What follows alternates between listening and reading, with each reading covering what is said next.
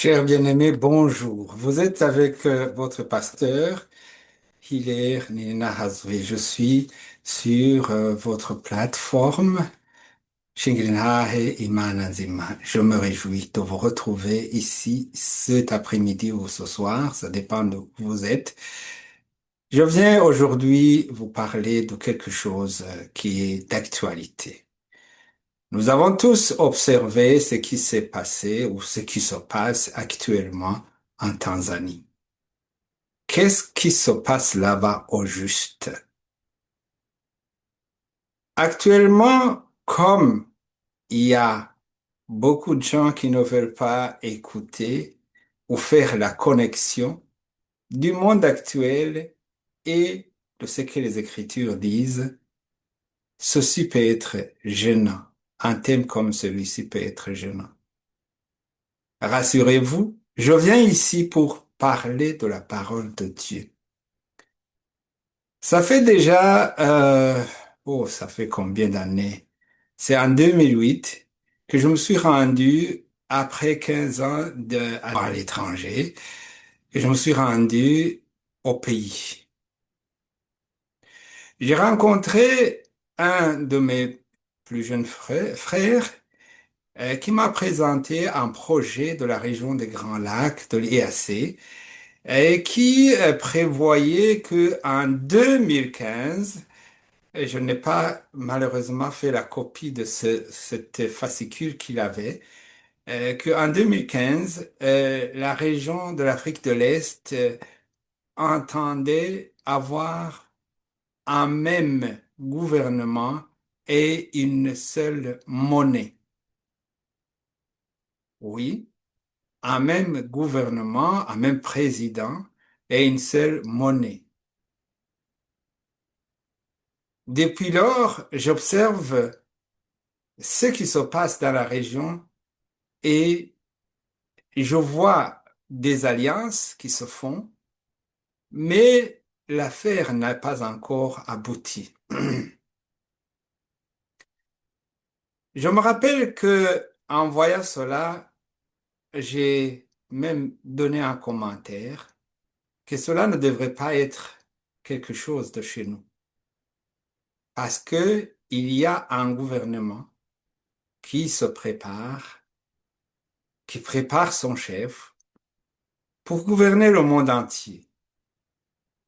Et la meilleure façon de le faire, c'est de faire des blocs, c'est de réunir d'abord plusieurs pays ensemble pour arriver à ce but. Mais ce n'est pas cela. Il y a aussi le projet de religion unique, il y a le projet de monnaie unique. Toutes ces choses sont en préparation. On peut le voir si on essaie de fouiller davantage. On peut voir que l'heure arrive là où on dira qu'il faut avoir la même monnaie pour tout le monde. C'est vrai que le dollar est la monnaie, disons, mondiale pour le moment, mais elle est concurrencée par d'autres monnaies. Mais aujourd'hui, on parle plus de monnaie électronique ou de monnaie qui n'est pas palpable, mais qui se trouvera sur un compte quelque part, je dirais, en l'air. Je pense que la crise qui secoue la Tanzanie a quelque chose avec ces trois éléments. Je rappelle, le gouvernement unique, la monnaie unique et la religion unique. D'aucuns ont voulu me faire comprendre que oui, en Tanzanie, il pourrait y avoir une tendance que les religions se rentrent dedans. C'est un paramètre possible, mais c'est pas cela la visée. La visée, c'est que tout le monde vienne ensemble, que tout le monde vienne ensemble. Et l'illustration la plus belle, c'est ce qu'on appelle Abrahamic House. à Abu Dhabi. À Abu Dhabi, pour les chrétiens, disons, les chrétiens, les musulmans et les juifs qui sont réunis dans la religion du judaïsme ont essayé de créer un compromis pour prier dans un même endroit. Je ne sais pas ils entendent le faire aussi euh, à Jérusalem, ce qui est possible, mais ici, en Tanzanie, il n'y aura pas cette guerre de religion, même s'il y a beaucoup de voix qui s'élèvent avec des penchants soit musulmans ou des penchants chrétiens. Nous avons en Tanzanie, et j'ai évoqué son nom il y a peu, le bishop, Dr. Gwajima. Lui, il est député tanzanien et il est prédicateur avec beaucoup d'églises et aussi bien en Tanzanie qu'à l'extérieur. La crise tanzanienne a commencé il y a eu beaucoup de cafouillages, beaucoup de choses que je ne peux pas citer ici. Moi, je ne suis pas, disons, ici pour ça. Et il y a eu, entre autres, des enlèvements. Le député a utilisé, disons, euh, la chair pour réclamer auprès du gouvernement la libération de ces enlevés, de ces personnes enlevées. Il a semblé, disons, accuser le gouvernement. Ça a créé une tollé et le gouvernement a même pris la décision de fermer cette chaîne d'églises sous la responsabilité du docteur Gwajima. Alors, il y a eu évidemment beaucoup de réactions dans différents milieux opposant les musulmans et les chrétiens. Mais au sein du gouvernement, nous le savons, la Tanzanie est tout à fait particulière. Il y a une femme qui est présidente et il y a un vice-président. Et la femme est musulmane, le vice-président qui était et celui qui a été nommé aujourd'hui, sont des chrétiens. Il y a eu disons, des arrangements qui ont été faits et qui montrent bien que le conflit tanzanien ne pourrait pas prendre ou ne pourra pas prendre la structure ou la direction de la religion. Mais rappelez-vous, nous sommes dans les derniers jours. Et c'est peut-être là que je vais insister pour que chacun comprenne ce qui se passe. Évidemment, on ne peut pas parler de l'histoire de la Tanzanie en une heure ou en 2 heures ou en quelques minutes. Cela n'est pas possible. Mais ce que Dieu veut, il veut que tout le monde soit sauvé et arrive à la connaissance. Je parlais avec un ami qui me disait que oui, ici en Tanzanie, il y a eu trop de péchés. Il y a plein de péchés. Et au point que même ceux qui se font élire, ils passent d'abord chez le marabout. Je pense que c'est pas le propre de la Tanzanie seulement. Mais évidemment, ce n'est pas ça euh, la religion. C'est pas ça, la foi. Et lui, il me disait que Dieu veut probablement redresser son pays. Mhm. Nous avons entendu beaucoup de choses et je vais insister sur un certain nombre de choses après avoir lu ce passage qui parle des derniers temps. Je pense que tout le monde doit se positionner de telle manière que il n'y ait personne qui pense ou qui se dérobe par rapport au but que Dieu nous a destiné. Il veut que nous soyons avec lui. Mais pour arriver à Dieu dans son royaume que Jésus est venu annoncer, il a dit, répentez-vous, car le royaume des cieux est proche. Il faut alors recevoir le Seigneur Jésus-Christ comme son Seigneur et Sauveur. La parole de Dieu nous dit, et c'est Jésus qui le disait d'ailleurs à Nicodème, que Dieu a tant aimé le monde qu'il a envoyé son Fils unique afin que quiconque croit en lui ne périsse point, mais ait la vie éternelle. Oui, il est venu dans le monde pour que le monde soit sauvé par lui. Il a versé son sang pour que ce sang nous purifie de tout péché. Du vivant, nous pouvons être sauvés. Mais aujourd'hui, il se commet tellement de péchés, tellement d'abominations que euh, beaucoup de gens ont oublié ce qui a amené le Seigneur Jésus-Christ. Mais revenons un peu sur la lettre de Paul que Paul a envoyée à Timothée. La deuxième lettre qu'il a envoyée à Timothée. La lettre était destinée aussi à d'autres églises qui étaient sous, disons, la tutelle de Timothée, qui était pratiquement son adjoint ou son fils dans la foi. Il disait, sache que dans les derniers jours, il y aura des temps difficiles. Si on se mettait à cocher maintenant, est-ce qu'il y a eu des temps difficiles en Tanzanie? Est-ce qu'il y a des temps difficiles en Tanzanie?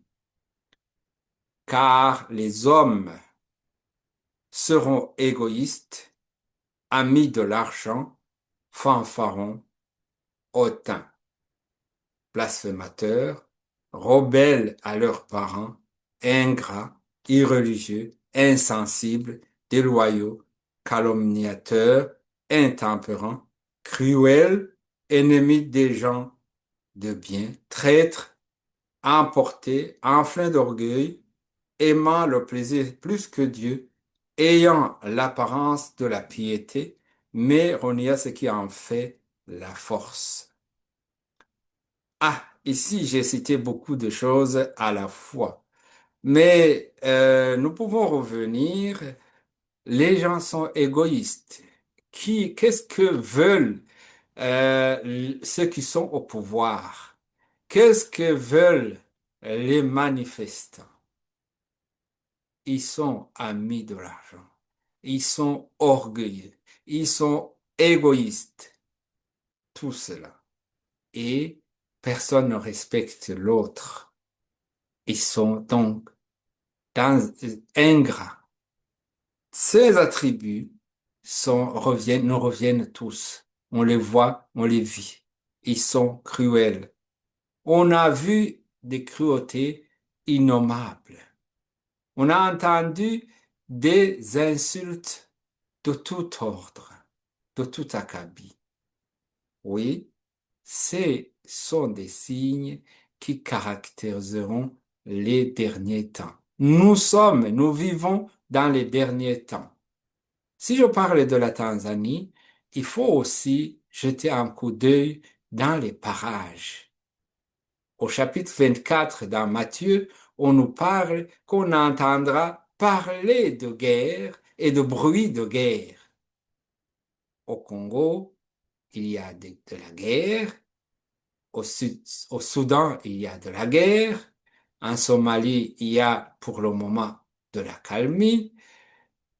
Au Kenya, il y a peu, il y a eu des manifestations qui étaient cruelles aussi, et, etc., etc. Mais ce sont des signes de la fin des temps. Je reviens et je continue. La recommandation de Paul à Timothée, il disait, éloigne de ces hommes, éloigne-toi de ces hommes-là. Je pense que en ce moment, nous devons faire attention et nous focaliser sur la parole de Dieu. C'est que Jésus est venu faire dans le monde, c'était pour nous apporter la vie et la vie en abondance. En revenant sur mon entretien avec le Tanzanien, il me disait que Dieu veut redresser euh, ce pays. Dieu veut que tout le monde se répande, que tout le monde le connaisse, que tout le monde le mette en avant, parce que c'est lui l'alpha et l'oméga. Nous voyons beaucoup de personnes penser ceci et cela quant au déroulement de ce qui se passe dans la région chez nous. Mais ce n'est pas seulement là-bas, il y a d'autres coins qui sont aussi en ébullition. Nous nous étonnons de voir ce qui se passe à, à Gaza. Au Yémen, on n'en parle plus. Et dans bien d'autres endroits où il y a des violences. Nous pensons que ça, c'est vraiment, ce sont des signes des derniers temps. Les signes des derniers temps vont nous faire découvrir que le monde est en train de se chercher un chef, que le monde est en train de chercher une monnaie unique, que le monde est en train de chercher à mettre coûte que coûte un signe de celui qui va diriger, qu'on a appelé dans la Bible la bête, oui, pour que à un certain moment, personne ne puisse vendre ni acheter sans avoir le signe de celui qui va diriger, qu'on a appelé le signe de la bête. Nous entendons que cette monnaie est en préparation et que elle sera contrôlée. C'est pas qu'il y a la monnaie, mais c'est une monnaie qui va permettre à ce que les gens soient contrôlés. C'est-à-dire qu'on saura combien d'argent chacun a ou vaut, et puis on pourra lui permettre d'accéder à son argent, d'acheter ceci ou cela, ou on pourra permettre aussi de le freiner.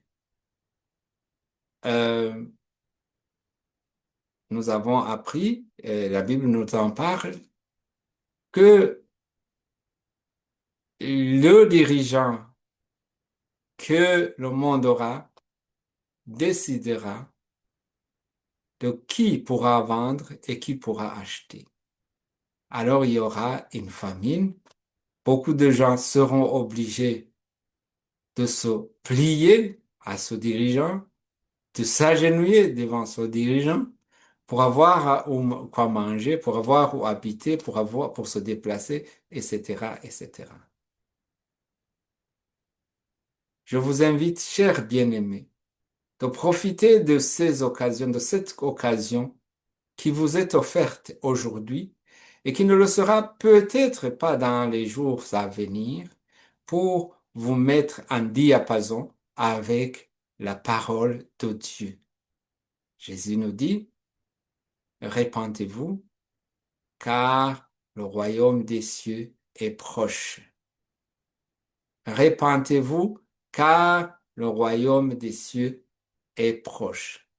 Jésus a payé le prix fort pour nous sauver, pour nous délivrer de, euh, euh, de, de la mort ou de la mort éternelle.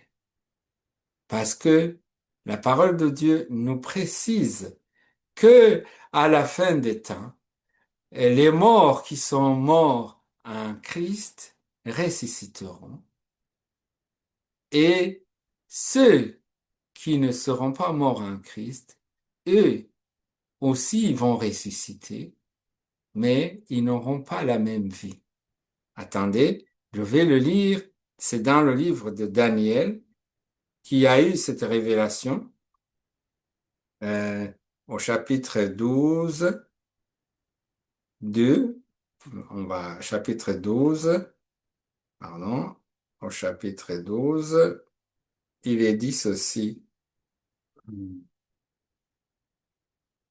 Plusieurs de ceux qui dorment dans la poussière de la terre se réveilleront, les uns pour la vie éternelle et les autres pour l'opprobre, pour la honte éternelle. Ceux qui auront été intelligents brilleront comme la splendeur du ciel, et ceux qui auront enseigné la justice à la multitude brilleront comme les étoiles à toujours et à perpétuité. Je disais que les morts qui sont morts en Christ seront les premiers à ressusciter. Nous le lisons dans la lettre, encore une fois, de Paul aux Thessaloniciens, dans sa première lettre, au chapitre 4, pardon, versets 16 et 17. Nous allons lire ce qui suit. Nous allons lire. Car si nous croyons que Jésus est mort et qu'il est ressuscité, croyons aussi que Dieu ramènera par Jésus et avec lui ceux qui sont morts. Voici en effet ce que nous vous déclarons d'après la parole du Seigneur. Nous, les vivants, à rester pour l'avènement du Seigneur, nous ne dévancerons pas ceux qui sont morts, car le Seigneur lui-même a un signal donné à la voix d'un archange et au son de la trompette de Dieu, il descendra du ciel et les morts en Christ ressusciteront premièrement. Ensuite, nous les vivants qui serons restés, nous serons tous ensemble enlevés avec eux sur des nuées à la rencontre du Seigneur dans les airs, ainsi nous serons toujours avec le Seigneur. Personne ne sera enlevé s'il ne connaît pas le Seigneur, si le Seigneur ne le connaît pas. Et pour le connaître, il faut, il faut le recevoir comme ton Seigneur et ton Sauveur. Cher bien-aimé, vous allez vous poser la question, mais qu'est-ce que cela a à voir avec la Tanzanie? Ceux qui guettent la Tanzanie, ce que la Tanzanie est en train de vivre aujourd'hui, tous les pays peuvent le vivre. Parce que il y a de ces trois éléments dont je vous ai parlé. Il y a le gouvernement unique, la religion unique et la monnaie unique. Et c'est autour de ces choses-là que tout va se jouer. Chers bien-aimés, je vous aime et je vous souhaite une bonne journée, une bonne compréhension de cette parole, que le Seigneur vous bénisse et vous donne de comprendre ce que dit la parole de Dieu. Je vous souhaite un bon dimanche. Au revoir. Vous étiez avec le pasteur Hilaire Ninazo.